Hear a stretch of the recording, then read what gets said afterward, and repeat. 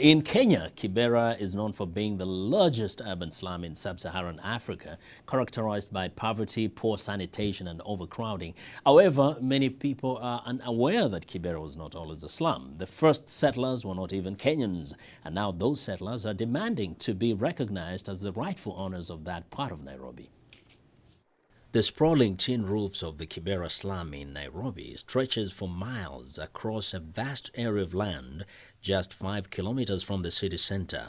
It is divided into 13 villages with a population of over 170,000 people. But Kibera wasn't always wall-to-wall with houses. 100 years ago, it was populated more by trees and vast plains of farmland than people. And the first settlers were not Kenyans, but Nubian soldiers from Sudan who fought with the British in World War I. In the center of the slum, in between alleys stacked with makeshift houses, a small patch of green space marks the spot where many of the soldiers are buried. Yusuf Ibrahim Diab is a Nubian elder. This is actually our ancestral home. And this piece of ground was occupied by the Nubians long before Nairobi became a city.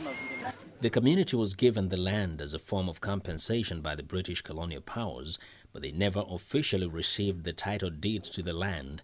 And as time went on, residents realized that they had no legal right to stop other communities from moving in. Isa Abdul Faraj is chairman, Kenya Nubian Council of Elders.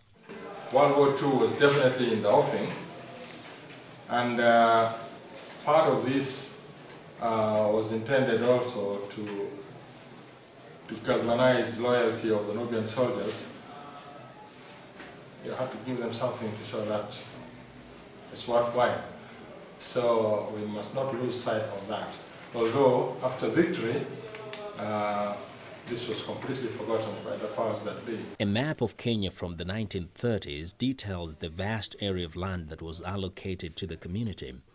Faraj and other Nubians have petitioned the Kenyan government to recognize the Nubian community as the rightful owners of the land. They also say they want to be recognized as official tribe in Kenya, so they are no longer treated as outsiders. Some Nubians in Kibera claim they feel discriminated against by other communities. Mustafa Mahmoud Yosef says although he was born in Kibera, like his parents, he feels he is sometimes treated like a refugee rather than a native citizen. Discrimination is a very bitter pill to swallow because discrimination, some people even abuse you directly in your face. You're like a foreigner to them. You don't belong here. The Kenyan government maintains that Kibera belongs to all communities that reside there, and it has no intention of designating the area as the ancestral land of the Nubians. Instead, the government is collaborating with the United Nations Habitat to implement a plan to decongest the area by building upgraded high-rise homes.